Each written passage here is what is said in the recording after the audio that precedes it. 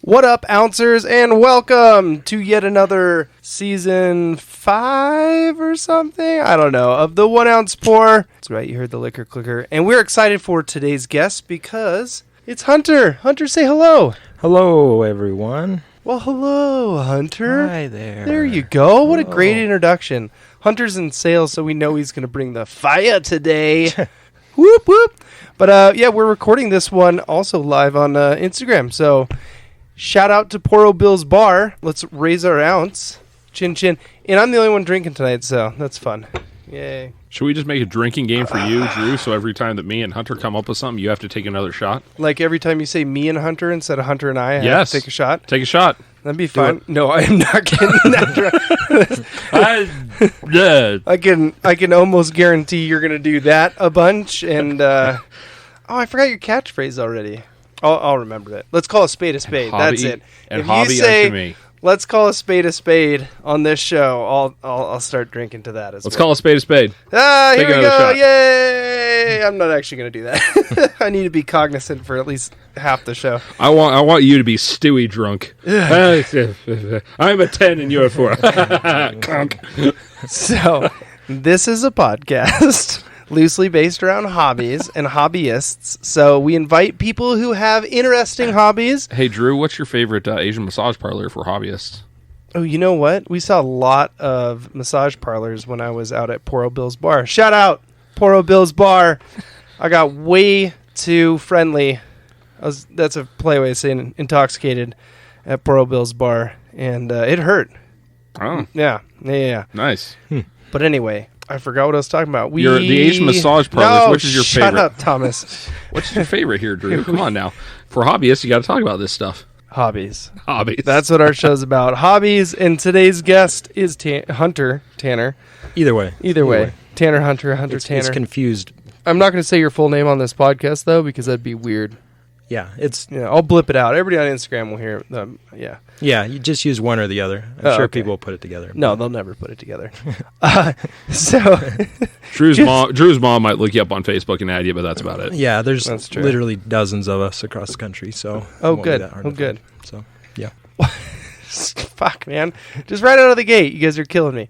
Of course. What's your hobby, man? Is that what this is about? I try to make it about that. We'll see how far we get into it, and let's see how much off the tracks Tom can get us here. Yeah. Side goal every week. First, let me state that I work with Hunter. Every time I want to speak with somebody about hot rods, motorcycles, new builds, old builds, anything like that, I go over and I pop squat right next to him and chat for a hot minute. Yeah. You seem to be fairly knowledgeable, and I'll let you pick what hobby you want to talk about after I'm done talking to you about the hobby I want you to talk about. You seem fairly knowledgeable on building some cars and bikes. Yeah, I would say that I have a lot of useless knowledge when it comes to that stuff, and I spend a lot more time on YouTube and learning about working on stuff than actually doing it. So, what's your background in that, though? So, from when I was a little kid, basically working on motorcycles, working on cars, been in the motorcycle industry for a long time, working at motorcycle shops, stuff like that, and just kind of tinkering myself.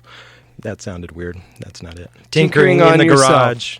All right. Yeah, by myself. How by about yourself. That? Yeah. Tinkering by yourself, on yourself. On myself, by myself, aside. Yeah. Anyways, so just working on my own stuff, building stuff that was interesting to me, and looks like you're. Okay, why do we have to stop the show for that? You're wanting to know when comments are coming up, you fuckface. I'm trying to do my goddamn job. He's like in the middle of a paragraph. Like, oh, look over here. Yeah, I was trying to get you to notice while he was talking. Why I didn't go, "Hey, Drew"? I'm like, Okay, all right. quietly. I thought you like texted like end the show, get this guy off here right now. That's what I was expecting to look over the phone, and he's like, actually, he shows up on a couple lists. I don't know if we want to be associated with this guy. I don't want to talk about the list I'm on, Drew. We can just keep going. Thank you. Yeah. So, So anyway, what were we talking about? Tinkering ourselves? tinkering something? yourselves. You were tinkering yourself. Oh, yeah. So basically just working on your own stuff. And now with YouTube, you basically get on YouTube, and if you want to do something, you learn how to do it, and then you go work on it. And so hobby, working on motorcycles, building cars, trucks, whatever. So I think that's what we talk about most of the time. Cool. Well, that wraps it up. Thank you for sharing all your hobbies. Have a good rest of your day. Now we can talk about the Asian massage parlors. Damn, Back to the important stuff. And edit. So No claps, Drew. No claps. we're editing all of Tom out of the show. People are gonna be like, the one on sport, weren't there two guys on that show for a long time? And I try and make it as inappropriate as possible. Oh, just with one thing though. Just with one thing. No, so when I first started working with Drew, I noticed that he had a picture on his Zoom profile of his truck, which is 60? 60, right on the 60 money. Dodge. Mm-hmm. And I have a 64 Chevy C10, kind of the GM version of that, a few years newer, and so that's A few years newer, started. a whole lot squarer. Yeah, a whole lot squarer. Just a flying box, man. Yeah. And you also have a 442, right? Yeah. 68? Yeah, so I'm working on a 68 Olds 442 right now, which is super fun. It's sitting in the snow right now, so. Ooh, you know that good Utah snow too. Oh, yeah. So it's probably getting some healthy amount of patina. Yeah. That's what we call it. And here's a tip. So if you get on Amazon and you look for a car cover and it says waterproof car cover, It's but not. it's the cheapest one. They're It's lying. definitely not. It actually like holds the moisture in between the car and the cover, so Becomes it rusts a faster. Moisture barrier. And for those that are not aware of what a 442 is, it is an Oldsmobile. Correct. And the 442 does not denote the cubic inch of the engine. Correct. What does it denote? So there's a lot of debate about that, but the 442 started in 1964, same year as the first muscle car, the GTO. Oh, the GTO. Okay. Yeah. Was that the first muscle car? Yeah. Wow. But here's a fun one. What was the first pony car? This is kind of a trick question, It but I is. know what you want me to say. It's the Barracuda, It is right? not a trick question. That is the first pony car. Maybe because I said first pony car, and everybody immediately goes to the Mustang for that. But yeah, the Barracuda. Actually, we had at the Ford dealership I worked at, we had a Ford book, and it went over the whole lineage of the Mustang and the Fairlane and everything. Mm-hmm. And in this Ford book, it actually said that their first pony car was a Barracuda. Really? And Mustang had to answer the Barracuda. Interesting. Yeah. Huh. Yeah, the Barracuda, what was the first year? 64. 64. No 64 and a half. Yeah. It was 64. They came out with it in 64. Was that the one with the really round rear window? Yeah. What are your thoughts on that? Do you like I that? love that car. Okay. That is one of my favorite cars. One build that I will do eventually one day way down the road is I actually want a 66. The only thing they changed was the front fenders, really. Mhm. Same body style, same big bubble glass back on it. But I want to get a 66. And let's see, Richard Petty raced with like 4 engineers in the Trans Europe and Trans Am, Transamerica. And they were Team Starfish. Wow. And it had What a team name. I know, right? it was Petty Blue, right? But then it had this like orange stripe on it. And look it up. It's a cool car. Okay. I want to build one of those one day. And that would be a fun little track car to have. Take Yeah. out to the track and That'd be awesome. rip around. Yeah, so this is basically what Drew and I spend a lot These of are the our- rabbit holes we go down Yeah. where he's like, oh yeah, and then I had this Honda CB I just bought, and I'm like, oh my god, let me tell you about the Hondas that I've owned. And then all of a sudden we're talking about Yeah. pit bike motors. Yeah, and I'll pull up an Excel sheet with all my projects that I'm working on and haven't done anything with for years because I have kids now. So all my hobbies are dead, by the way. Just We've full already disclosure, we've so. already done the show about dads and hobbies. In Okay, case cool. anyone cares, you can go back and look it up. 4 episodes ago, 3 episodes, 3. I don't know. 3 or 4 episodes ago. Yeah, it was with Brandon. It was 3 or 4 episodes I was ago. going back though. I think it was 4 or right. 5. Go listen to that show. It's about dads with hobbies. And the whole premise of the show is your hobbies are dead, and you just need to find some kind of time to actually keep them alive. Yeah, I find that if I think about my hobbies, then they don't 100% die if I stop thinking about them. Well, in cars, I mean, restoration in general, cars, motorcycles, whatever, that's a hard one to keep alive Yeah. with children. You can't really be like, hey, come on in the garage and, come near shooting sparks and gasoline and chemicals that'll give you cancer. That's true. Yeah. One of my kids, he loves just sitting in my car when it's in the garage, but it makes me so nervous because I put him in and it doesn't have door panels, anything like that. Like he's going to need a tetanus shot after every time I put him in this car. So, Well, I mean, that's how you learn. yeah. But at what point do you shove him outside in the garage and be like, let's go? Exactly. So What I've found, though, is, I mean, talking to you, Drew, it's pretty rare. Maybe it's not. Maybe I'm just making this up. But it's pretty rare for people about our age that are into, like, building classic cars because I don't want to say it's kind of a dead hobby, but a lot of the knowledge is kind of locked up with the older generation, kind of our dads, things like that. and they hold on to that shit. Exactly. Like you ask them, hey, how do you do, I don't know, like a rebuild on an old Weber or something? They'll be like, oh, yeah. why don't you just bring it over? Yeah, exactly. No, I just want to know. So you almost need to be like an apprentice of someone to get good at this. And a lot of people may disagree, but that's what I'm finding. It's tough, like working on a 55-year-old car and looking through forums, YouTube, things like that. It's tough. It's a lot of digging. Yeah. I used to have my bookmarks of just everything I've ever purchased online from different sources. And then one day I was like, I'm going to delete the. I'm kind of done. Mm-hmm. Doing that style build, and I deleted them. Then I found another version of that build, and I was like, why did I delete them? Exactly. So it's fun. It is not fun, and it is fun. It's like all mixed up into one. yeah. It's like you talk to people. I mean, I think part of the reason why people aren't doing older builds is because it's not so much. And now I feel like that old car guy telling like the new generation of car guys what's wrong with them, but it's a fact. You can't just bolt on a lot of stuff. Yeah. Right?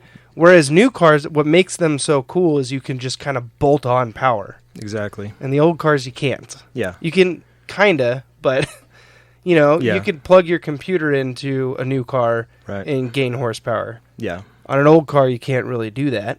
Yeah. Unless you have a certain system on there, but yeah.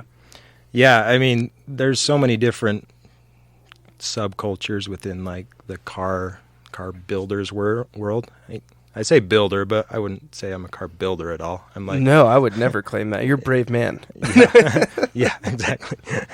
But it's like, yeah, there's just so many different car cultures. Like, there's like 2 or 3 different small groups just in my neighborhood. They're all about like Subarus, and there's like, I hear them all day, every day, like working on Subarus, things like that. And I feel like that's a completely different area than what we're doing here, because people that are working on like JDM stuff or Subarus or even like, I don't know, some of the newer stuff, there's just a whole different wealth of knowledge that you can get on the internet for working on that stuff. Whereas the old stuff, all those guys won't get on the internet. Exactly. They I'm probably jealous. don't know how to get on the like internet. half the JDM and Euro side and everything. Like, I'm jealous because I feel like if you told somebody that you drive and I'm gonna mess this up, Volvo 240 station wagon, is it 240?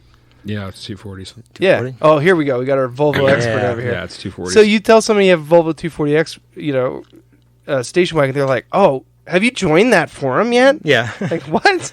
And then there's a whole forum of people that are like, oh, yeah, I love my, 2.4 liter turbo engine and blah, blah, blah. And you're like, I kind of wish it's not as inclusive. Old cars, I feel like, are less inclusive than like the JDM or the Euro side of things. People are way more judgy too, I feel like. Oh, well, I stopped going to car shows.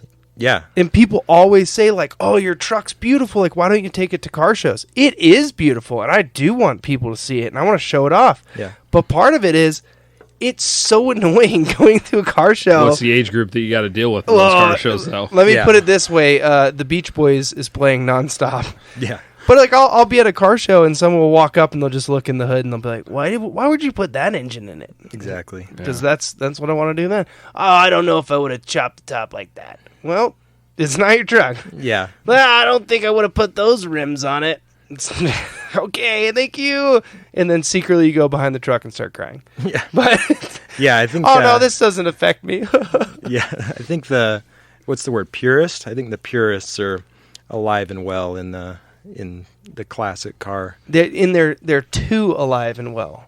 Yeah. Okay? And the worst part is the purist is the guy that doesn't own a car. Exactly. And goes home in, like, his brand new car or whatever. Or the guy that spent $120K, bought a car and doesn't know anything about it. And this is like... But he bought the purest of the car. Yeah, he's like, I spent an extra $30,000 on this car because it has the OEM windshield wipers. Whatever, right. You know. So. Like, my dad bought and restored a 68 GTO convertible. Oh.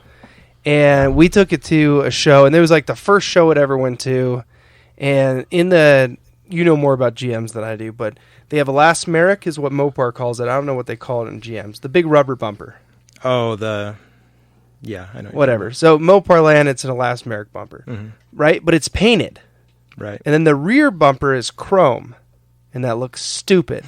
So we painted our rear bumper white to match the rest of the car. Right. And I'll tell you what, it's like this car is gorgeous, right? We tubbed the rear. It does have the original 400 in it, but it's a gorgeous car. And the first thing somebody walks up and is like, why would you paint the rear bumper on this? That's not original. Well, I could, you know, it's obnoxious, yeah. Oh, yeah. I mean, GTOs are sought after. Yeah. But they're not like Superbird sought after, right? Or 71 CUDA sought after, where if you do have one of those cars, you need to put it back to spec and have everything original and paint the battery line Hemi orange halfway up it and all this other stuff. But when it comes to a car like that, like you need to chill out, dude. Yeah, and I think that's why the car community for older cars is so hard. I mean, kids are LS swapping Nissans, and nobody says shit. Yeah. Like they're like, oh, that's cool. Look at that. I finally a V8 and a... Yeah. But if you put a 2J in a Chevelle, then you're going to get dragged from your house and beaten in the street. It. That was, I saw that. That was so funny. With where he puts the camera under the hood. Yeah. He would just come up and they're like, oh, God, no. Yeah. But there are some, I mean... If you follow like the Roadkill guys at all, you ever watch Roadkill? Oh, absolutely. There's definitely some people out there, influencers, I guess, is what you'd call them, the Roadkill guys that are all about just getting it running and doing cool stuff with it and just having fun with it. Cheap power. So, let's go. And that's what the whole community should be about. Yeah. So. And it's somebody else's car. Chill out. Yeah. Yeah. Now, what was like the catalyst that got you into it? Like, what made you say, I want to get into rebuilding and restoring cars? I've always like worked on motorcycles. I've been a motorcycle guy for a long time and done a lot of dirt bikes that I've built up, which is kind of the same idea, just a much more simple process because there's a lot less working parts, prices are lower, and then I don't know. When I was 16, I got an old square body Blazer and just wanted to do some stuff to it because I couldn't afford to do anything other than... What year K5? It was a 90, so... Oh, speaking of, again, poor old Bill, he has a 87 rotting away on the side of his house. Oh. Yeah. Really? Yeah. It might be for sale. He keeps saying he's going to restore it, but we never... They all do. 10 years. That's going to come back. Come on, Bill. Restore it, man. I don't know who Bill is, but I would love to see this. Yeah, Blazer now ship. you can look at the comments and tell me what he says. Let's see here. Nothing. Nothing. Oh, Nothing. He's probably like. Yeah. It was actually a Jimmy, so basically the exact same thing, just the GMC version. And it was 86.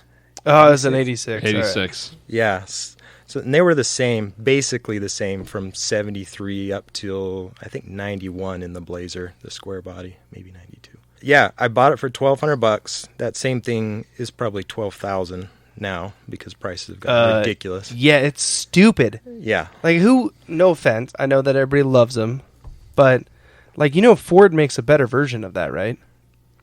What did you say? Excuse me? The Bronco! The Bronco. Yeah, you want to talk about... Hey, what did O.J. Simpson run away from the cops in? No, not a K5, a Bronco. It's true. Yeah, he wanted all the power. It wasn't really... I guess it was running, but have you watched that clip lately? It's so It was bizarre. so slow. Everybody He's was going just like 55, and you can see his face. There's no distress on his face or anything. He's just kind of like, all right. Well, I I'm mean, he going. didn't even think they were back there. I mean, obviously he has things going on mentally, but it's just blows my mind that he's just like Sunday strolling with 300 cop cars behind him. Next time you get a chance, just watch it and then look at his face, and he's just like, "Hey." It's like, I don't want to do this. Those are different times, right? Anyways, In his head, he's just like, how am I going to get away with this? it's like putting it together in his head. Like, let's see that glove. Put it in the dryer. It'll shrink. If I put the glove in the dryer, Actually, do you want to Hire know a what? good lawyer. Do you want to know what it was? Do I want to know what was? OJ, do you want to know why the glove didn't fit? because it was soaked in blood. No, he had a rubber glove on because he didn't want to touch it to Oh. contaminate it, and because of that, that little extra did not fit. Yeah, how Dun, dun, That makes dun. sense. We should change our podcast right now the rubber glove. to be a rubber glove podcast. No, I was going to say a sleuth investigatory style podcast because that seems to be very famous. I am. There's You millions of them. know why you don't see hobby podcasts all that often? Because nobody really gives a flying fuck. Yeah, we don't give a shit about this, Drew. So. I was like, we're innovators. I don't see these anywhere, these hobby podcasts. because you run out of hobbies real freaking quick, man. No way. Now we're into motorcycles. Okay, what was your first motorcycle that you restored? Bill is waiting for the for the roof to rust off so he can get a first generation shell that comes with the windshield. Oh, look at that's a thought process right there. There you go. Perfect. And you know what? I would say that thought process was strung together, brought to you by bourbon. Anyway, Probably. So what was the I thought you were first going to say Red Rock. Red Rock Brewery? Yeah, Thank Drew, you. how many of those free plugs are we giving away until we get paid? I stopped doing it. Why do I feel like the I town? stopped doing it. Why do I feel like the town bicycle with us? We give it away for free and never get anything out of it. We never get a ring. We never get an endorsement. Nothing. A ring. Yeah, like a girl's waiting to get proposed to. Oh, gotcha. there you go. You're just. What was the first motorcycle that you restored? Let's get back to your hobby, Oh, man. since we're hobbyists. So growing up, I worked on a lot of like old like Honda XRs because they were dime a dozen. You could get them for $100 at yard sales, things like that. That's another thing that Little you could air buy. cooled 2-valve. Those are still overhead cam, or were those push rods? Push rods were in the like 60s. Yeah, Those are overhead cams. those are overhead. They didn't change them much, and they're pretty much bulletproof. You could run them without oil for 20 years, and they would Did you still go. see? There was a guy in Europe that was like he's some influencer, YouTube sensation guy, but the whole thing that he was trying to do was kill this C70 passport. Oh, really? And the first thing he did was he took all the engine oil out and filled the C70 with vegetable oil as the engine oil. And then he ran it around, still couldn't kill it. I think at one point he dunks it in water, like in a lake, and pulls it up and kick starts it, and it fires right up. I believe It ends with he goes up to a 5-story building and chucks it off the roof of a 5-story building, and the crankcase cracks. Oh, And all the vegetable oil leaks out. Still runs though. So then he went down to the parking lot, and he's like, "There's no way," and he kicks it and fires right off. Exactly. Yeah, I don't. What would you compare the old XRs to in the car world?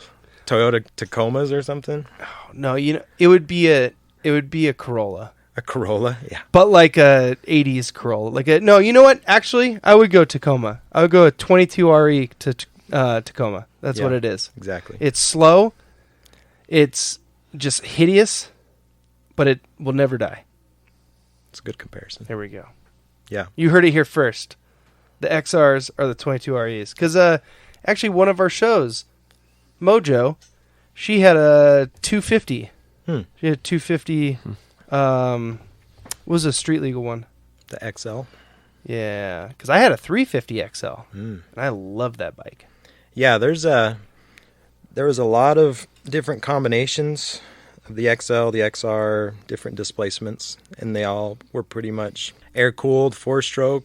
Honda they really were set on 4-strokes, while like Yamaha and Suzuki, Everybody was going Kawasaki 2-strokes. were going 2-stroke, and Honda was basically dying on that hill for a long time, and they had some great 2-strokes as well, but the XRs were what Honda's for. Mm-hmm. So, yeah, that's kind of what I started out on, just messing with, and that's another one that you could get for $100 back in the day, whether it was a 100, 200, whatever.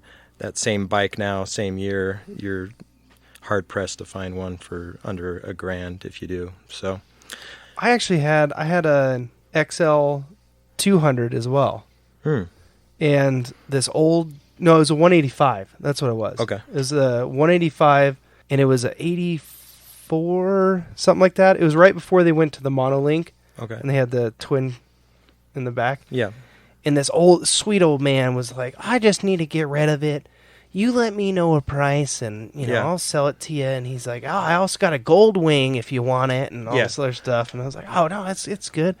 And I pulled it out of his barn and drove it home, and I was looking at Ellie, and I was like, "Oh, I ripped this old man off. This thing is so cool. Yeah. I can't believe he sold it to me for so cheap." And it had the title, and it was street legal and everything. And I was like, "I gotta flip this thing and make a fortune." I took it home, drained all the oil out, blew the carburetor out, filled it up with fresh fluid, started it up, rode it down the street, and seized the piston. Perfect. And I was like, "Yeah, this is fun." So then I went and bought a ATC 200. Yeah. Pulled the engine out of that and swapped it out. So it went from a 185 to a 200. Yeah, they use pretty much the same motors in their exactly three-wheelers, the same. some four-wheelers, dirt bikes, The go-karts. ATC had a pull start. And I was like, I can't keep a pull start on a motorcycle. That looks dumb. Yeah. Well, if you just take the side of the case off, the same system just fits together for the kickstart. Perfect. It's like, Nice. let her rip, tater chip. Yeah, for sure. Yeah, that's kind of how I got started, and then I got really into the 2-stroke stuff, CR500s. I built a couple CR500s. They're basically the biggest Honda 2-stroke dirt bike that they ever made, and they discontinued them in 2001. And the motors were just rockets, tons of power, but they were pretty primitive. They didn't handle well. They had old steel frames. So I took 2 of those and I put them into newer CRF 450 frames to make them handle better. And I built a couple of those, one for my brother and one for me. And that was kind of right at the beginning of when that was getting popular. And then CR 500s have gotten pretty difficult to get now, and it's hard to find a good one for under $8,000 now. But yeah, Honda 2-strokes are always fun. And then I kind of jumped into the cafe racer scene a little bit. Didn't we all? Yeah. Which is... And you're what, 6'2"? Like 6'5". 6'5"? Yeah. Man, I have like a... Yeah, show some respect. 6'7". So Hunter's 6'7". 6'9". 6'9" and a half. 7. Actually. 7. Yeah. He's just shy of 7 feet, but in heels he's 7'2". Yeah. So I mean, cafe racer, because I'm short. I'm 6 Yeah. foot compared to you being 9 feet tall. 9'2", yeah. 9'2". Cafe racers suck. It's true. I built a GS 550, like a Suzuki GS 550, And it was all about, I had to make a cafe racer because everybody was doing it. Yeah. Right. And I made my own fiberglass seat that housed the battery. I was so proud of it. Nice. And I built this thing and I rode it for like a week. I was like, my back. Yeah. My back. It hurts so much. Yeah. They're not fun. I mean, you think about it, the ergonomics on a brand new, like, crotch rocket, right? Mm-hmm. I mean, the whole tank is like part of your knee. Yeah. And the rear sets are up higher and perfect. And the seat is hugging you. Everything's perfect. Yeah. And then you want to take some banana seat and hack it up and put a skateboard underneath it and call it a cafe racer. Exactly. I like brat style. Yeah. I wish that would have caught on more.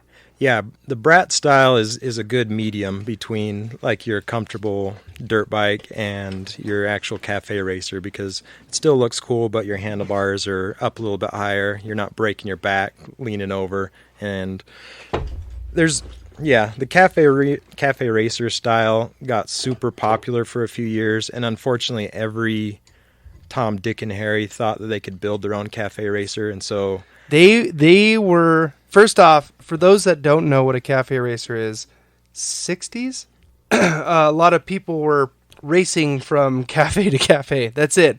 That's all of it. Yeah. And they used to hit what's called the ton-up club. And the ton-up club was you just hit 100 miles per hour. So these guys were modifying Triumphs, BSAs, Nortons, Vincents, which is a shame now if you think about it. The Vincent Black Shadow being hacked up into a cafe racer. That's the most iconic motorcycle maybe ever. So. But I mean, all these great bikes being hacked up and then turned into cafe racers, and the whole point was to lighten everything up, get a more aerodynamic look to them, and then race them cafe to cafe and hit the ton up, the 100 miles per hour. And then the Japanese actually never really got into it. Yeah. But the Americans got into it and took Japanese style motorcycles and turned them into cafe racers like CB750s, like what I did with the GS 550. And then I think people started to realize how uncomfortable they are. Exactly. You have to put rear sets on them. Otherwise, it's not a cafe racer. Yeah. And people were putting because most of these Japanese motorcycles are standards. Standards means your pegs are directly under your feet. Like you're sitting in a lawn chair, basically. Right. You can't cafe a standard bike without putting rear sets on it. Otherwise, you're just in this weird position where your feet are right underneath you and then your arms are stretched all the way out. Yeah. It makes no sense. I've seen so many quote-unquote cafe racer builds over the years that someone wanted to build one and they had no idea what they were doing, put it together. It's just hideous. Did not work at all. Put it on Craigslist, 80% done project, and that's unfortunately what ruined a lot of the classic Honda CBs, Triumphs. Oh, it's almost there, guys. It's almost there. You just got to do XX and X. All it needs is wiring, a new motor. The classic is just the frame's all there. The classic is perfect, just needs a carb clean, which means I don't know what's wrong with it. It's screwed, but it just needs a carb clean. So, like they were mechanical enough to do everything else. Yeah. Like, oh yeah, it has a brand new head gasket on it. I just adjusted the timing. It runs perfect. I haven't had time to do the carburetors. I just didn't have the 4 minutes to actually do the one thing that would make it run good. In other words, it is trashed. So. And you still see that. The cafe racer scene has kind of come and gone a little bit. As far as like the custom bike scene goes, it's still great if you go to like Bike Exif or what are some of the other. So there's still some really popular builders out there that do really cool bikes, but it's more unique now than just the cookie cutter cafe it's like racer. It's a full build. Yeah. The one thing I want to see happen when we're talking styles coming into the United States. And this is where Tom's going to come in because he's always the looker-upper person. I think it's called... Tom's like the Jamie of the Joe Rogan podcast. Is that? Damn right. Yeah. I think it's called Bozuko. What the hell are we looking up? Sorry, just look up Bozuko style Japan. Oh, Bosazuka? Bosazuka. Yeah. Gosh, see, I was so off. I think I may be wrong. You're, too. I mean, like I think there was one more syllable in there somewhere. The vetter, like all the way Yeah. up here, and the sissy pipes. bar with the huge pipes sticking up. Yeah. I want that to come over here. I want that to be on the road. There was an old. So this is. Well, we're about the same age, right? We're I mean, you look great for 40. So 42 actually. 42 and a half. 44. 6, 7 and a half. Yeah. There was an old Weezer music video that was called Dope Nose, and the whole music video was that type of bike. Yes. So this was back in high school when we used to watch MTV2 or whatever. Yep. And there was music videos, but that's exactly what you're talking about. Yeah. So I've And they're seen, weird looking bikes. They're too. very weird looking bike, and there's a whole car culture to it as well. yeah. That's big body kits and pipes that go all the way up in the air, and then they actually like make a star at the very top. Exactly. And stuff. Yeah, that's another, like we were talking about car cultures. That's another one that's like, oh, you're into this? You're into like 1978 Corollas that have pipes that stick out 16 feet in the air. Oh, okay. Have you been on the whatever forum?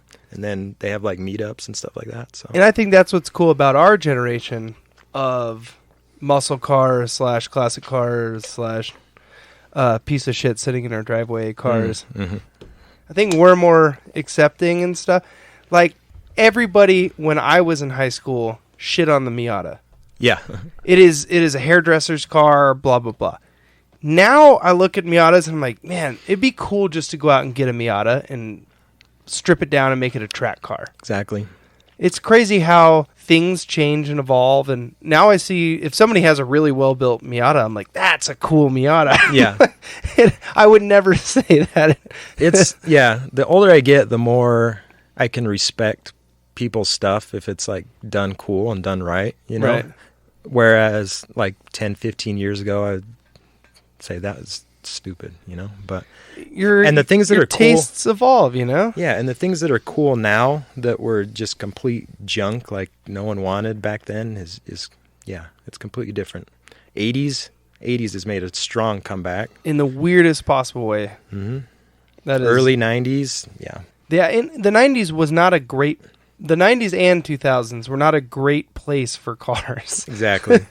Not at all. A lot of unibody front wheel drive, Yeah. low horsepower vehicles. I don't see why anyone would want to. Yeah, even the quote unquote muscle cars of the early mid 90s, like the Catfish Camaro or the Fox body Mustang. Fox body, or the generation after the Fox body, the round Those Mustang. better not come back. Those were They're- hideous. They're well on their way to coming back. So Well, the Fox body, everybody was like, that's such a turd car. And now everybody's like, what are you talking about? It's the Yeah. lightest of all the Mustangs. And I always liked the Fox bodies. They were kind of cool.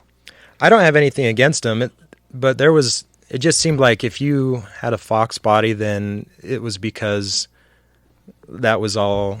This makes me sound like, I don't know. That was all you could afford back then, because you could get them for dirt cheap. And they Yeah. were basically like, you could go fast, you could build them with little to no money. And now that's not really the case, but yeah, Fox bodies is definitely one of them. But there are a few of the 80s cars that were pretty much always cool. I would say like the Grand National. Oh, well, the Grand Nat is the coolest for those that don't know. Buick made a couple generations of these. And same body style. I guess it was just The one G year body, after yeah. another. It was 85 to 88. 80s, I may be wrong. I want to say 87 was the final year and the most sought after year. Yes. So Buick made a V6 turbo car that ran faster than a Corvette. Yes. It tracked harder than what famous? I think it tracked harder than a Lamborghini. No, Ferrari. Ferrari. It was a Ferrari. It tracked harder than a Ferrari 308.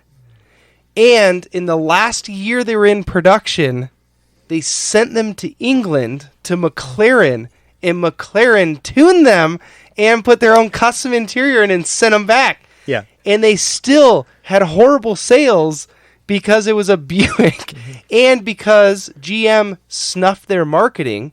It wouldn't allow them to say the quarter mile time, wouldn't allow them to say their track time or anything because they were afraid it would take away from Corvette sales. Yeah. GM's always been weird about that with And the at Corvette. that time, yeah. like Corvette was like 190 horsepower. Like, it was so detuned, and all the smog stuff on it. It was a garbage car. Yeah, that C4 Corvette. Was it a C4? Yeah. And it was hideous. Yeah. Even those ones are having a hard time. Sounds hideous. Yeah, she sounds hideous. That's a great movie, by the way. I wish I could quote that more, but I don't know many people that have seen it. So The Allstate commercial. Oh. Oh no! Sorry, it was State Farm. Oh. All right. Can we just edit that out? Can we I cut love that State Farm movie with Jake. Yeah, you know, Jake seen with the full, khakis. the director's cut? The whole direct. There's like 20 minutes I haven't seen of that. For some reason I was thinking that was from She's Out of My League, but I guess not. I've never seen that movie. You've never seen that? She's out of my league. Okay. Oh, yeah. We're now a movie review podcast. Please Boom. explain what that movie is about She's Out of My League? and who's in it and what's going on. Alice Eve is in that. Mm-hmm. 6-foot blonde girl that's smoking hot and And would out of make most men leave their wives for. Yes. so she's out in of it. this guy's league. Yes. It's Okay. Jay Baruchel, dude. Of course she's out of his league. Who's Jake Baruchel? Jay Baruchel. Who's that? You can say you like movies. I like Jay movies. Baruchel. Okay, he's the guy with the Canadian tattoo right here and knocked up Oh! that they make the joke about. Do you get extra points if you jerk off and hit right into the league? Oh, okay. I understand who Yes. that is now. It also I has get all of this. it has the guy in it that you remind me of, TJ Miller. God, you're the second person who has Holy said. shit, I can't unsee that now. Yeah. The first time I No, ever talked to Drew, no. I was like, What's up, TJ? TJ No. Miller, right there. Tej. Listen. That's gonna be your new nickname, Tej. There you go. You're the second person that has said that Only on the this second? podcast. Only On the this second? podcast. On this podcast. Oh my gosh! You know that he's not a good guy, right? Yeah, he's going to prison, isn't he? I don't think he's Or did going he to prison, or did he get out of that? but he is definitely not a good guy. Because you heard what he did about the bomb on Yeah. the train, right? Yeah, I think Yeah. he got out of that. Did but he get I out of think that? there's some allegations against him too. Wow. Sports desk. Honestly, if he just did a bomb threat, I'd be like, yeah, okay, I'll take it. But instead, it's now he's Anyway, let's get off of that subject. Did you ever see Goon 2 with him? Hey, look at me. Sports desk. Look at me. I look nothing like TJ Miller. I just sound maybe closely to him because we both Oh no, lisp. I see the whole package, man. Tej. The way you talk, the way The that curly you hair. enunciate. Curly hair, yeah. All right. Well, Anyway, sorry to Fuck offend me. you, but that's cool. Sports desk. Your Yeah. sports from a All right. desk, you maniacs. yeah, go watch that movie and Maybe I will. I don't know. Well, I'll go watch yourself. the State Farm commercial again. You Just so should watch don't the make whole the same State mistake Farm again. commercial, back to front, front to back. Yeah. Grand Nats, they're hideous. Yeah, people are probably like, "Oh, Grand National, that sounds awesome." They Google Grand National and just throw up in their mouth immediately. You can't throw up in your mouth. They're all black, and they never made another color. Every Grand Nat is black. I love them. They're I'm just amazing. saying. But if you showed just Was it an average non-car person off the street and said this was the fastest car of the '80s, no, It was a 3.6 liter turbo, I believe it's a 3.6 turbo V6. 3.7, I 3.8. want to say 3.6, but You're I'll look it up. all right. So while he's looking it up, Grand Nats are the greatest cars of all time that GM ever produced, and then snuffed out of themselves. Yeah. Is Also that the one very they hadn't expensive. gone in 60 seconds? No, I don't think so. because that was Looks like it. That's why. Who had it and gone? It in was the 60 one, seconds? or it was the one that one kid stole that wasn't on the list, and they're like, "Why did you steal maybe. a car that was not on the list?" And they're like, "How did you?" 3.8. 3.8. We were shy of it. I think most of the GM like just regular G body cars had a 3.6 in the mid 80s. Okay. But I could be wrong. But Yeah. yeah, 3.8 turbo.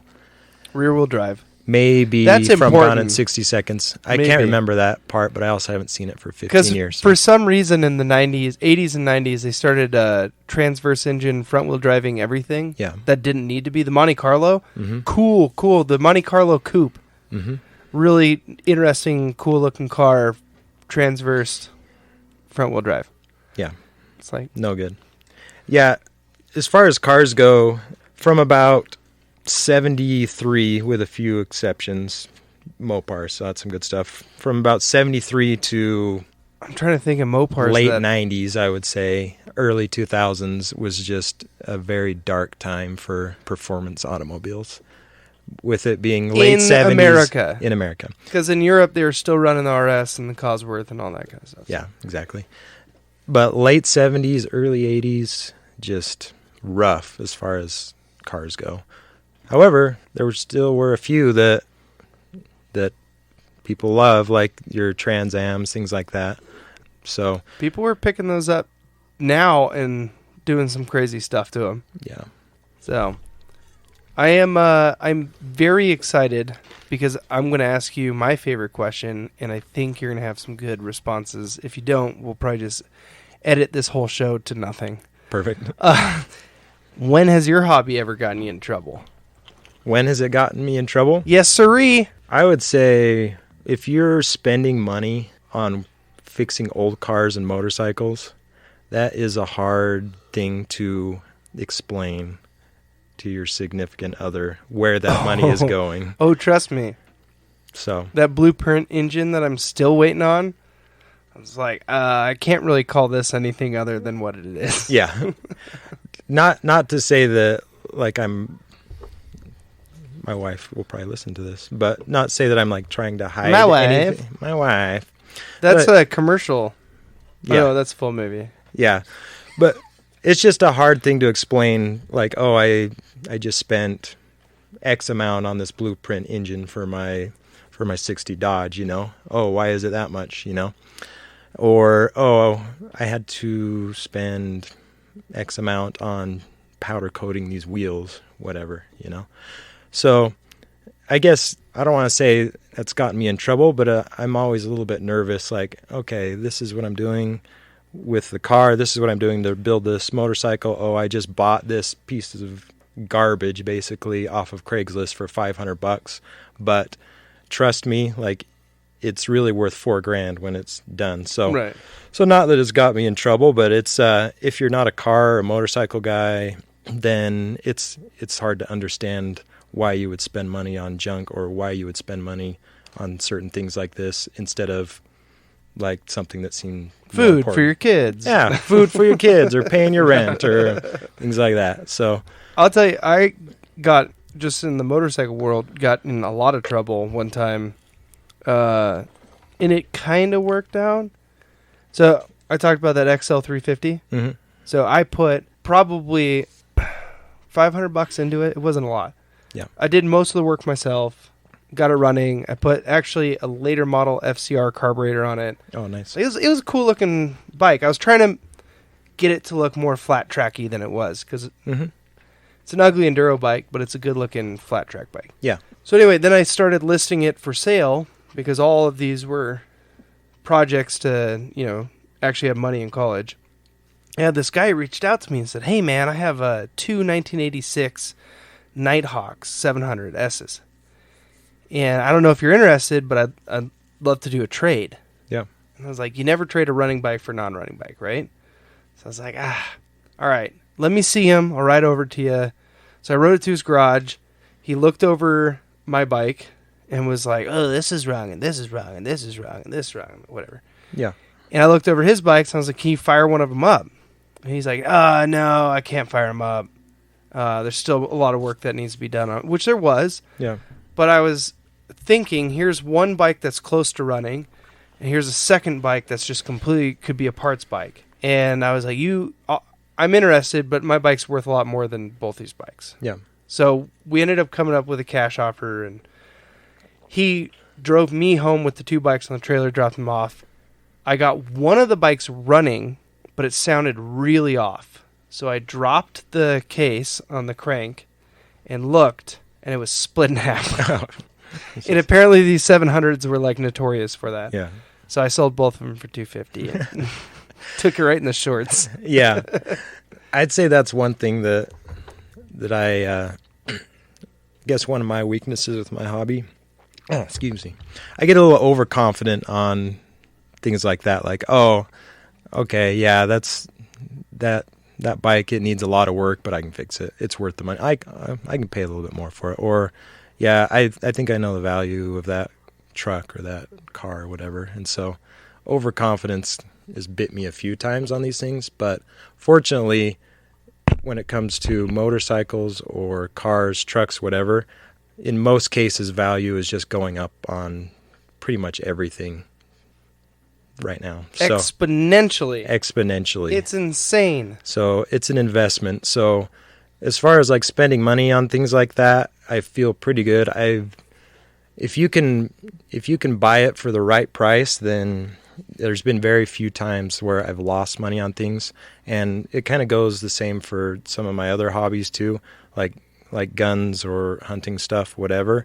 If you buy stuff that is a good investment, then I feel like it's a much better hobby, because there's not that much anxiety in spending money on your hobby, because if you need to get out of it, then the value's going up on some of this stuff. So now, I'm not familiar with guns.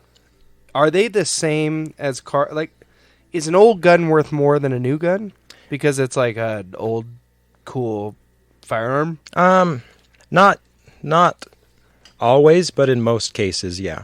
So it really depends on the brand and what it is. If you're talking about like the AR market, like semi-automatic, AR-15, AR-10, stuff like that, that market fluctuates quite a bit. Has a lot to do with politics and who's going to be president next and the laws, things like that. So that fluctuates quite a bit, but I would say in general, values pretty much stay the same or go up on most firearms. Do you know who was the greatest AR salesman of our generation was? Tell me. Obama. Oh, yeah. I worked with a lot of gun guys at the job I had, and this was during when President Obama was in office. I would watch them sit there, and they'd go, "Oh, he's about to do a speech. He's about to do a speech," and he'd do a speech, and they'd be like, "All right, let's go," and they'd get on all their websites. We got a stockpile, and they would buy all these. He's going to outlaw him. He's going to outlaw him tomorrow. Yeah. It's going to happen tomorrow. Guess how many gun reforms Obama actually did? Zero. Absolutely none. He did nothing. But I would just watch. And actually, if you look at like gun sales and how they spike, if you look at during his presidency, it was through the roof. Yeah, they're very AR contingent sales, on ammunition sales, everything. Yeah. He was the greatest ammunition salesman, AR salesman out there. A lot of it has to do with that. A lot of it has to do with elections coming up, and I'm not going to pretend like I know 100% about all the details on how politics affect guns and laws and things like that, but it is definitely a factor when it comes to pricing, availability, demand, et cetera. So yeah, there's a lot that goes into guns and politics, and it's crazy. Yeah. So it's not. You know what? There's never anybody being like, "Oh no, a Democrat's going to office. I better hurry up and buy a bunch of 1970s cars." Yeah. I wish that was the case. That'd be awesome. Like anytime a like Republican goes into office, you're like, okay, now we're going to Mecum and we're buying a whole bunch of 70s cars. When that Democrat goes in office. It was pretty much the opposite in the early 70s when it was like, okay, we're going to mandate a lot of things here so that emissions are different, things like that. People weren't like, oh man, I got to go buy 7 Chevelle SS's right now because they're going to go away. It was like, they should have. I need to get rid of everything I have that isn't going to pass emissions or isn't going to possibly, I guess, fall under the right guidelines. It was like, okay, well, let's get rid of all this. And that's why the mid-70s, you saw just a lot of the classics, a lot of the muscle car era cars just kind of go away because they were worth pretty much nothing in the mid-70s. So. To have a time machine and access to like a storage facility you knew would be around for a while. Exactly. I don't know how many times a day I just think, oh man, if I just had a time machine, if I could just go back and do this. And sometimes it's like stupid stuff. Oh, like, it's like, oh man, if I could just go back when they had this flavor of Otter Pop or something. It's just like. Speaking of Otter Pops, did you know they took all the coloring out of them? What? Yeah, I bought my kids Otter Pops and they're colorless. All clear? They're all clear. Why? They're not even clear. They're like a weird tan. They're just Which makes natural like piss color. Which made it a little bit weirder, but yeah, they're all like they're all tan for some reason. I mean, did you know that dealerships were taking the wings and noses off of Superbirds and Daytonas and really? reverting them back to Chargers and Roadrunners because they were not selling? Oh, jeez. So you could just go back in time and find like Yeah. a Hemi 4-speed. Another example of that, like GM side of it, is the 63 Corvette, which is like arguably one of the most sought after GM vehicles because it has the split rear window. I believe they had an actual recall about that. And so people didn't like the split window, and so they would take it back to the dealership and they would change the split rear window to make it non-split, which are way less valuable now and way less desirable. But That's crazy. But yeah, if you could go back and just I think there's a ton of those. I mean, these are probably like small, stupid examples compared to, if I could just go back and invest in Apple or something. Instead of like, if I could just go buy a 63 Corvette, That's how you know you're a car guy. Yeah. Like, if I could go back and invest in Facebook and Yeah. Apple and all this stuff. No. We'd rather go back and stop people from taking wings off of bird cars. Yeah. Exactly. Thomas, do you own a gun? No, No? Just those two? not even those yet. Not man. even- Wow. Not even those Wow. Okay, fine. I was just trying to invite you back into this conversation, but Do you own a gun, Drew? I don't, but my wife owns a couple. Oh. Yeah. Handguns? Yeah, anytime somebody comes in this house, I'm going to cower in a corner and toss her clip. Reload me, babe. Yes. Very nice. Oh, yeah. I see that you own a bow, though. I do. I have my hunting bow I never use anymore. Hmm. Yeah. Have you ever used it? I have used it enough to make the string make all the little tiny hairs that I worry about. But yeah. Nice. Yeah. I used to be really into archery. That's been a part of this show before where I talked about hobbies that have died. Yeah. And That one didn't make the cut. it died, and it's kind of like come back every once in a while, but Yeah. it hasn't been something that I've stuck with, Yeah. unfortunately. Just like all of our hobbies. Have you stuck with a hobby recently, Tom? Yeah, hiking. Oh, that's right. That's a Yeah. good But that's hobby. just like walking in the woods, though. That doesn't count. Yeah, it's cheap. I know. I need It's cheap. I I need get a to cheap play. hobby. I can, go out there and contemplate life and come back. And You feel so much better when you get back. yeah, I don't spend money. See, So- I need cheap hobbies. See, that's what I love about hiking. Anything in the woods, it's free. all my hobbies are expensive and time consuming. See, I kind of avoided those. I'm like, I don't have enough time nor money for that. Yeah, like cars. They're so time consuming. It's true. It's crazy. I was going to say, like, when I start to get more money, probably the hobby that I'm going to pick up is travel. I'm probably going to start, that's Going a hobby. yeah. Yeah. If I had unlimited funds, I would still forget to travel and spend too much money on cars. Yeah. Oh, People are like, I went to Greece. I'm like, yeah, but look at this. Yeah. Right? It's Look a at this grand motor. net. Yeah. We're talking about I got it, right? me, I would be like, oh, yeah, I bought the college car that I thought was awesome. I got a Jeep Grand Cherokee 92. It works. Yeah. And I drive all around the country in it. And I you camp go. in it. I Yeah. do like traveling via the road. Like I like Like flying too, but like Yeah. road trips. Like I like going on road trips. Yeah. I actually, if I could, would once a month go somewhere in my car if I could, but I can't because I have children and responsibility and a job. Well, you could, like, knock out at Friday afternoon, like after you get off, and just say, hey, you're on, and I'm out. And then my wife would be like, "Where are you going?" Just be like, don't worry, I'm not cheating on you. I'm just going to see cool things. She's like, and you're leaving me behind. Why? Because somebody needs to stay with the kids, so we'll see. She has like the tracker app on you. It's like, what? How did Across you get the to desert? North Dakota already? Yeah. Actually, it's only 10 hours away. I know. Yeah. That would be a quick trip, right? 20-hour round trip. Yeah. You could do it if Dude. you started at like Oh, please. 10. Well, PM. wasn't hold on, Zen and the Art of Motorcycle Maintenance? Have you ever read that book? Mm-mm. Oh, what? That is if you think of yourself as any kind of motorcycle hipster guy, you have to read that book. Okay. I actually, for image purposes only, I didn't enjoy the book, but for image purposes only, would go to a coffee shop on my motorcycle and read that book, hoping somebody would be like, "What are you reading?" I'm like, "Oh, actually, Let me tell you. Glad you asked. this is Zen and the Art of Motorcycle Maintenance. It's kind of a book nobody knows about."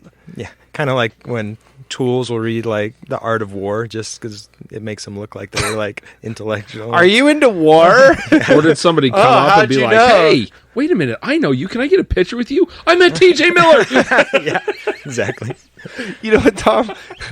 Fuck you. That was kind of funny. The first recorded. That was the first funny thing you've said on this show the whole time for a year that we've been going. I'm just kidding. Please, that was man. hard. I'm sorry. I love you. That was good. Yeah. That was actually. If Dude, I'm that gonna- happens in public, I'm gonna nut shot you because I know that you would have been the one that sets that up. I'm coming Dude, after if I you could get that on specifically. camera, it would be worth it. I can see. I'm not TJ Miller. We should pay someone to do it. I really would. I I'll would. nut shot both of you then. Now you're accomplice. I now know it's both of you. Hey, you see that guy right there? Here's $50 to run up to him and be like, "Hey, can I get a picture with you? You're TJ Miller. You're my favorite comedian." We look nothing alike. There's no similarities to us, minus maybe our voice. Yeah, the look, it's somewhat similar, but not close enough. But the voice, Oh wait, he must be. I was gonna say, he's probably cut his hair for a role. I need to get a picture with him. Yeah. You know what What's we their should new do? rule? You know what we should do? We should start a new podcast called TJ Miller's Podcast, and I'll just pretend to be TJ Miller the whole time. And I'll just do a whole podcast. podcast should be called "Is This TJ Miller?" And then Is we'll play a this recording of his TJ voice and then yours, and see if the people can tell the Yeah. difference. My favorite. I saw a stand-up of his. I don't know why he was wearing like a visor, like a, A welding helmet, yeah. Wait, did you see this? Yeah. So he walks up to this guy in the audience. Was it the mentally challenged guy? And he goes, "Hey, you got cargo pants on. Yeah. What kind of cargo you carry in those pants?" And the guy just full on explains his pants very in depth about how he doesn't actually carry cargo pants in him, but he likes the feel of cargo pants. TJ Miller, the look on his face, he's just like, "I'm going to stop making fun of you right now. I want everybody to know I'm not making fun of this guy." And he just steps back and he's like, I listened to him for a solid 10 minutes. I let him have his moment. We're going to go back to We're gonna go. what kind of cargo do you carry? Well, he was sitting in the front row, and you He could was. tell he was mentally challenged somehow, mentally handicapped. I don't know, Yeah. something, Let's something. not And try so, and figure out the yeah, I'm not going to try and I appropriate know- term for that. yeah, whatever I'd say would probably be politically incorrect, but he, yeah, because he realizes it about halfway through, and he's like, "Oh man," And then he just lets the guy continue talking about his cargo pants. Good on him, though. Yeah. You know, for being a guy that is apparently maybe a piece of crap. I don't know, I can't say. He treated that situation with decorum and respect. Yeah. And Shout out. Yeah, shout out TJ Miller. We sound the same, apparently. Yeah. And maybe don't. Please, somebody Maybe jump do. in there and say maybe don't. Comments, please. No, we're completely good for you sounding like DJ Miller. Oh, yeah? Consensus? Okay, Yeah. good. I'm gonna shoot at TJ Miller. Hey, at TJ Miller, come listen to our crappy podcast where Maybe the he'll come host on. sounds exactly like you. Yeah, that would be fun. Then no one would know where I stop talking and he continues talking. Yeah, it'd be like just talking to yourself the whole time. Be like, wow, Drew really likes to talk to himself. Or people would be like, wow, TJ Miller, that would be more It believable. would just be confusion. Yeah. There we go. you're good. Thank you for saying It I is- look like Weasel from Deadpool. Hey, Not Deadpool himself. Come on, underage kid in the corner. yes. Help me out here. He looks like Underage TJ kid in Miller, the doesn't he? Sports desk. Sports from a desk, you maniacs. What was the Silicon Valley? Silicon Slopes. No, Silicon no. Valley, yeah. Silicon Valley, the show. Oh yeah. That was a good show. I watched that. That was good. TJ Miller's in that. Yeah. You know, he's had a flavorful career. Kinda. Trying to think here. Yeah, she's out of my league. Watch it. He's on She's Out of My League, also known as maybe an Allstate commercial. Maybe, yeah. State Farm commercial. Same writer, probably. So Ooh, there we go. He was in Goon, the second one. So I I'll think have to him and Jay Baruchel probably are friends in real life. probably. Because Oh, they've there been you in a go. lot of stuff together. Now thinking about it. I can't think of another movie that he was in besides that. Who? Jay Baruchel? Yeah. He was in Tropic Thunder. He was in Goon 1, Goon 2, Knocked Up. Oh, yeah. I'm trying to think. He's been in a lot more stuff, too. But not as, like, the main character, No, right? Okay. no. He's always kind of like... But in that one, he was the main character? The Yeah. secondary See, I character. don't think that would have worked, because he's not a main character kind of guy. No, well... Well, that's kind of the point. He was kind of part of the the ensemble movie? with Tropic Thunder. Okay. Because there was him, Robert Downey Jr., Jack Black, and Ben Stiller. And they Gotcha. were all going through the jungle. How old Yeah, are your it's- kids? 2. That's right, you have twins. Yeah, twin Oh. boys. Bless your soul. Yeah. And they're only 2? Yeah, they're Ugh. 2.5. How did you get out tonight? How are you here? Well, I have a window. Shout out to your wife. Yeah, shout out. And they were screaming when I left. So. Oh, that's so... Oh, fun. My wife is also a saint, and every once in a while will let me out of the house. And at one point, Brandon and I were doing, I think it was like movie Wednesdays or something, where I'd slip out and go to a movie. I also didn't have a whole lot of other things I was doing in my life, so don't be like, whoa, you're going to a movie with kids? But sometimes I would leave the house, and I'm just like, oh, God, I feel so bad. I know. These kids are You feel just guilty. rude. You could, like, see the age happening on my wife's Just thing. aging, like like it's like, help like me. the beginning, like Saving Private Ryan. You know, like I wish You I could. didn't I wish I could youngify. help you right now. I'm sorry. Goodbye. I have to go. I have to go. The movie's starting. Movie's starting. And then we'd get to like pins and nails and have a couple drinks before the movie. Yeah, I feel guilt. yeah. Yeah. The giggles really show that through. I feel guilt as he I drinks. feel guilt. It's gone. Yeah. Well, I'm the only person drinking, so I got to drink for. I really 4. want to get your wife's My wife. permission to have a drinking game with you on an episode and just have you hammered. You would need to make sure that my wife understands. I would not be cognizant after the show. Oh, no. 'Cause- If I can make you... I mean, like, we're recording it now, but maybe people that don't watch the Instagram don't know. Yeah. This is recorded on Sunday night. Like, I got to get up for work in the morning. Mm-hmm. I'm going to go a little ham, but I'm not going to go a lot of ham. Yeah. We're the 1 ounce pour, not the all of it pour. I want to have the 1 ounce equal all of it pour, Drew. How about this? What? No, I'm not going to say what I'm going to say. Come on now. No, we're good. What final thoughts do you want to leave our listeners with? How would somebody get into, would you say, the best way to get into your hobby? So, getting into working on vehicles / motorcycles, Yeah, so buy a bunch of stuff and stick it in a storage shed? that's what I do, and That's I your would not hobby. recommend that. Hoarder. Yeah, it's once you have a storage shed or storage unit, you've gone too far. So, so don't do that. If you have more stuff than will fit in your garage, then you just need to pump the brakes. If you want to get into something like that, then I would just start with something simple. It doesn't even have to be like expensive or something that would be like popular or anything like that. Just find something that needs some work, like an old dirt bike or something, buy it, and just kind of start from the beginning. Forums, YouTube, you can still get manuals for them, like repair manuals, things like that, and it's just fun to kind of learn about things as you work on them, and it's pretty fulfilling once you have something that is broken and then get it to a point where it runs and you can ride it or drive it. And there's not many better feelings than that sense of accomplishment, I guess, of just kind of working on your own stuff, even if it's something as simple as just changing your own oil. I don't know, what percentage of people do you think even change oil on their vehicles anymore? I don't. Oh, okay, well, I do, bad actually. example. I Yeah. guess. And the reason for it, so I did the math one time. I went and I bought all the quarts of oil, the filter, and then I did my own oil change. Because I used to do the oil change. Sorry, I shouldn't say I don't anymore. I do it obviously on my Dodge because I don't trust anybody. Right, But like on my newer cars, I just tell my wife, like, go to a Jiffy Lube or some shit. that's true. Because I bought all the oil and I did it all myself, and I found out it was like a $5 difference. Especially with Walmart, I Kinda- guess. Walmart is It's so crazy. dirt cheap. I don't know how they're doing it. Like, I don't know how Arby's affords to make their sandwiches that cheap, and I don't know how Jiffy Lube affords to make their oil changes that When was cheap. the last time you ate at Arby's, homie? Yeah, I was gonna say They ain't cheap. Oh, really? No. I was just going off that Saturday Night Live skit. It's 4 for $8. Yeah, Yeah, that was again back when you could get the XR200s for that's true. $100.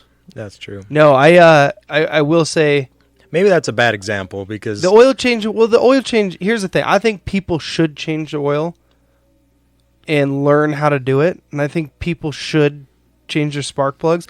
This is crazy. This is somebody we work with.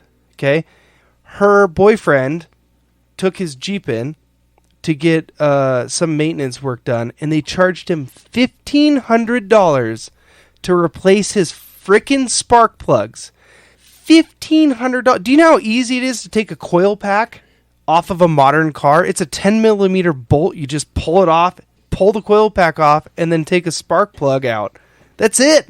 There's no way that it's going to cost $1,500.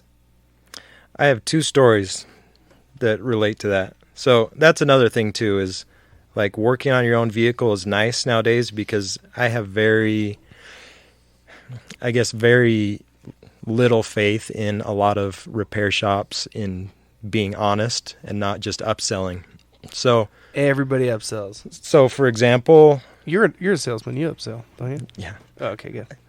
I mean, I claim to be a salesman, but we'll see. We'll see. That's how we all are, man. Yeah.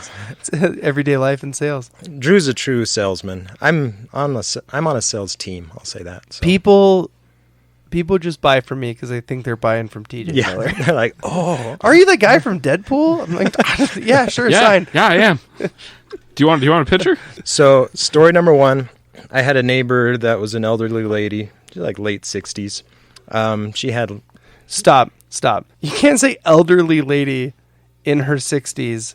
You'd call your dad elderly to his face? not to his face on this Wow. podcast. I would. But Well, I'm going to make sure your dad listens to it. I don't even know if he knows. Mr. Hunter how. Tanner. Like, hey, Dad, Are I'm you on the with second? TJ Miller right now. You should jump on. You should listen. You don't know Are who you- that is, but Are you the second Hunter Tanner? no, Oh. the first and probably the last. Because my Did name's you- confusing. Did you feel a drive or a sense of like you had to be a hunter because your name was Hunter? No, but I think if I didn't hunt, then I would have some sort of like a Hunter's remorse. hunter's remorse. There would be I would be a little bit of a poser, I guess. Oh, see, that's something from our generation that nobody cares about anymore. Posers? Posers. Is that a word anymore? I don't even think anyone cares. Do you remember, like, at least I remember, I wore a pair of Osiris's. Oh yeah. People were like, you even skate? And I was like, no. Like, take those off. I was like, who do I give them to? And they're like, that guy, he skates. I'm like, here's some Osiris's. It's like the meme of the little kid with the surfing shirt, and the grandpa's like, "You don't surf? You've never surfed? You like?" Like, posing. Yeah. But posing culture is just, Yeah. it's become rampant. I know. Nobody from our generation is enforcing the posing code like they used to in high school. One of our coworkers I got wore a studded belt one time, and somebody's like, "Are you even punk?" And I'm like, Yeah. "Oh, I like the Clash." yeah. One of our coworkers got called out Oh yeah. by Frank. Christina was wearing Hey. a Janis Joplin shirt. Frank was on the show. Was Shout he? out Frank. Shout yeah. out Frank. You'll have to listen to that episode. He likes Hot Wheels. Yeah, he loves Hot Wheels. He loves Hot Wheels. He Christina talks was about wearing a Janis Joplin shirt, and Frank's like, "Oh, I love Janis Joplin. What's your favorite song?" And then you know how it went from there. So, anyways, it. I don't know. Did she say I love her early work and Big Brother in the Holding Company? exactly. Yeah. Yeah. And then she was like, "But honestly, like, No, she claimed it immediately. Bobby She's like, McGee? I don't know. I don't know any of the songs. I just like the shirt. So oh, that just goes back to me being a poser if I I didn't mean, hunt. So why has posing culture just run rampant?" I don't know. Here's Colin, here's You're the young person expert as the only underage person in the podcast. Yeah. Let's get an underage person on this drinking up. podcast. Come on. Go on. Let's get your mic up to speed. Boom. Hop in. All right, talking to this mic, Colin. Hello. No. Talking to it like you mean to talk into it. Hello. There we go. His voice cracked while he was saying it. That's great.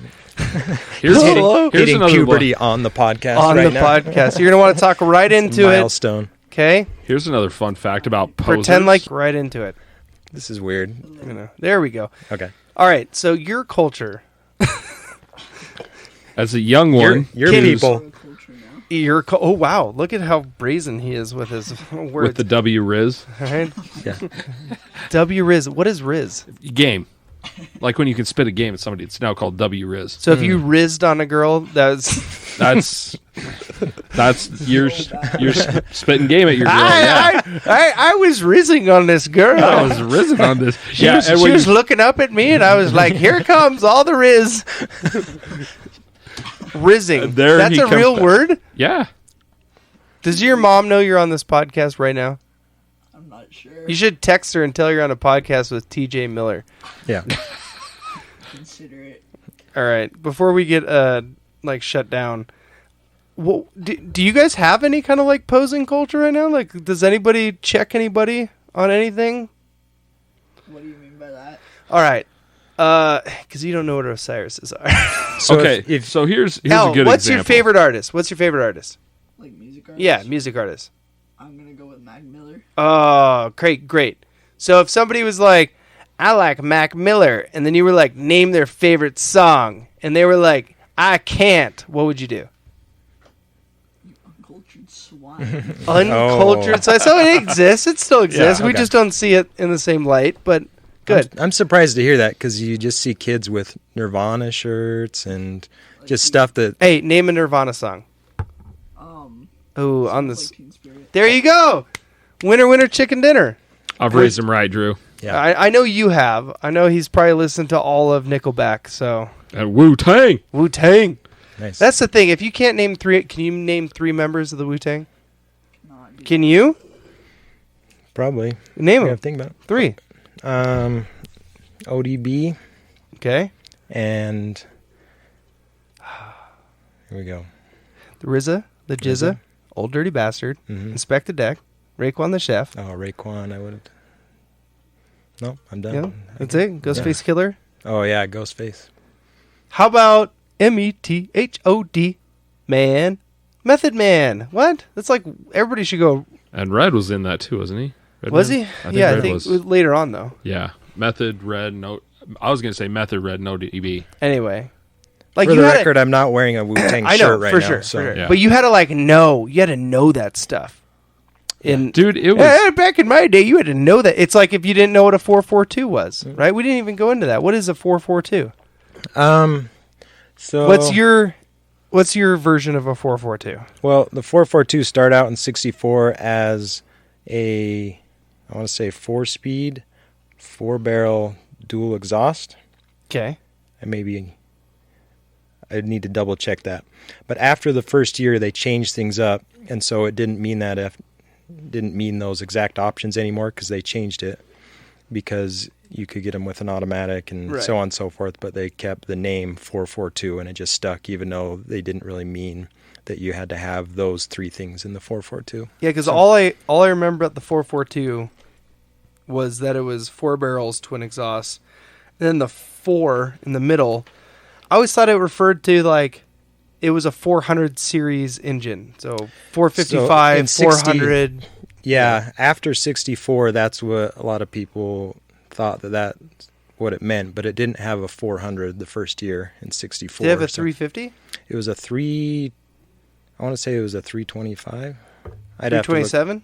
No, 325? I think so. Oldsmobile had their own, Well, yeah, a whole didn't- different set of motors. Was Pontiac had their own. Was Oldsmobile- Oldsmobile the nailhead? Or was that Buick. Buick? That's right. So, You GM guys, you have too many options. see, I feel the same about Mopar stuff.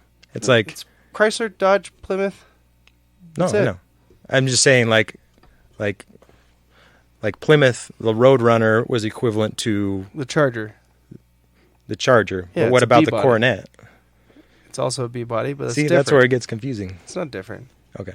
So, anyways, That's why they got rid of the what I'm Coronet. trying to say is they're both confusing because you had 4 different brands under 4 or 5 different brands under. See, and that's GM, where so- I'm not knowledgeable enough, even though, like, I claim to be a Mopar guy. Here we are back to the poser thing. Yeah. Somebody out there is going to be like, what? You think the Cornette's a B body? That's actually a B and a half body. Yeah. So it's like, oh, this dude has a 442, and he was struggling to say what 442 meant. So. Yeah. And it's all now encapsulated in time and will stay out in the ether forever. Exactly. This is stuff that our generation worries about. Yep. Is people listening to this and being like, judgment. Yep. Right? If somebody asked you top 3 Taylor Swift songs, what would you say? Like, Shake It Off, number 1. yeah, oh yeah. Yeah, it's number 1. Basic white girl song. Oh. Excuse me? My bad. I'm Italian? You're the one who brought up T Swift, man. Yeah, Shake It Off's a great song. I cannot go a day without seeing a basic white girl dancing thereabouts to that one.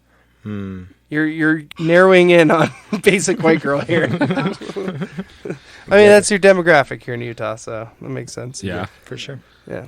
All right. Okay. Anything you wanted to leave the listeners with? I already asked you that question. I don't know if we went all the way into it, though. Oh, because we started talking about oil changes and people getting fucked, and then you started talking about Oh, I was going whether to or tell not 2 this old stories. lady. And then Yeah, okay. Tell your 2 stories. Let's get those out there. Oh, so this non-elderly lady, late 60s. Non-elderly lady. Young, spry woman. Mm-hmm. She went... She talks like this and says hello. She took her car in to get a tune-up at a certain place. Tune-up place. Yeah. They told her she needs a new engine. She's like, okay, that's weird. It was running pretty good. I just came in to do some basic tune-up maintenance. Brought it back. She knew that I worked on cars a little bit, and so she asked for my second opinion. I guess. I don't know why. But so like, oh, I'll look at it. That's weird that you would need a new motor. They had taken her spark plugs out, at least 3 of them. Are you Smashed serious? them so that the gap on the spark plugs was smashed, and so it was running very rough after that, and then they told her that she needed an engine rebuild. So that's story number 1. What? Hold on. Yeah, that one's bad. I want to put these. Who was it? Who was the maintenance place? So Say their name. Let's put them on blast to all 2 people that listen to my show. I want to say, I'm trying to remember. It was in St. George. Okay. Bracken's Auto Tech, I believe, was the place. Bracken's Auto Tech. Shame on you. Shame on you. Shame. This was years ago, Shame. Years ago. They might be out of business. Hopefully. Story number 2, this was a few weeks ago. My brother-in-law took his van in to get the oil changed. They said, no, it wasn't his van. It was his car. They said, you have run out of ATF. We need to fill your ATF. Guess what?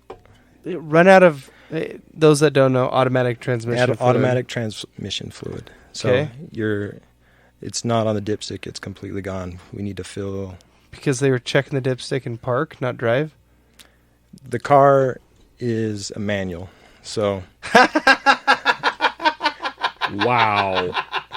Also, Bracken's Auto Tech permanently closed. Oh, yay. Goodbye, Brackens. Permanently closed. Dirt Permanently balls. closed. Very So wait, nice. they were telling him he needed ATF on a manual transmission car. Exactly. And he He was doesn't just know like- cars at all, but he was like, okay, the car is a manual. It's a stick. And the guy really tried to cover himself. Oh, no, I meant gear oil. I meant gear oil. Yeah. It's I a meant stinky one. wiper fluid. Oh, yeah. Just scratches it off the quote. Anyways, so Needs ATF. That's great. I'm not saying that all car shops are dirty, but I would say I wouldn't say they're dirty. It's it's now just become this innocent, they're just trying to make more money kind of thing, you know? yeah. Because I go into dealerships to get my car serviced, and they'll come out and they'll be like, "Hey, you need a new air filter?" I'm like, "Will you bring me my air filter and show me that I need a new one?" Mhm. They'll be like, "Oh, no, it's I'm like, because I have a reusable air filter on there. Yeah. So I don't know why I'd need a new one if it's called reusable, Yeah. and I could just. I mean, is it dirty? They use lingo now we recommend doing this, we this, and this. recommend. I love that. We recommend that you do a throttle housing cleanse. Like, are you guys gonna spray carb cleaner into my throttle body? Like, fuck you. I'll go home and do that myself. Yeah. Oh, we recommend that you drain all the differential fluid out and replace it. I have 50,000 miles on this truck. What are you talking about? Yeah. Well, you don't have to do it. Then why would you say it? Yeah. If it's like, this is the most common one, you need to change your air filter. It is extremely easy to change your air filter on most vehicles, and it's much, much cheaper to buy one off the shelf when you're at Walmart and put it in. And if you don't know how to do it, then jump on YouTube. There's a 5-minute video, and you're going to save yourself For all those $30. out there that want to get into working on your own car, Start with an air filter. start with the air filter. Yeah. It is 2 clips on your airbox. Clip. Then you just yank it up, and then you put the new one in, and then clip. It's done. Yep. At most, it's maybe a 10 millimeter bolt that you just unscrew, and that's it. That's one of the easy ones. Cabin air filter. I love when they're like, your cabin air filter's filthy. And I'm like, how? I mean, I don't drive through anything crazy. Yeah, cabin air filters, or cabin filters, that's another thing. Also, when I'm not going to say every vehicle is easy, but you can figure it out and you can save some money. have you seen the white trays that they bring out now? No. So they'll take little like eye droplets of your samples of your fluids, and they'll put them on the tray. And they'll bring it out, and they'll say, "This is what your fluids look like. This is what your fluids look like on This drugs. is what they should look like. We recommend replacing your fluids." Yeah. All the fluids that they should look like are just brand new fluids. So it's like, of course it should look like that. It's brand new. Exactly. Yeah. I think the only thing that's ever stayed the exact color I put it in as was antifreeze. Yeah. It's still neon green. Yeah. It might be like floats of brown in there, but Yeah. Your wiper fluid. yeah, wiper fluid. blue. That's always it. What if they brought that? This is what your wiper fluid looks like. That's what it should look like. Like, all right, thanks. All right. Cool beans. So Cool. yeah, I would say get on YouTube. That's a big one. Start small. Start working on your vehicle a little bit, and it's not for everyone, but it's fulfilling if you can do at least one thing and not pay someone to do it. So It does feel pretty good. Yeah. All right. Well, thanks for joining us on our show with Hunter today, talking about his hobby of working on cars. Working on cars and bikes and restorations and misquoting State Farm misquoting State Farm commercials. And Thank you, creating Answers. and coming up with an awesome thing that we're going to do to Drew. Maybe Oh, you should yes. go first. So just say your tagline. Goodbye, TJ Miller. Fuck you.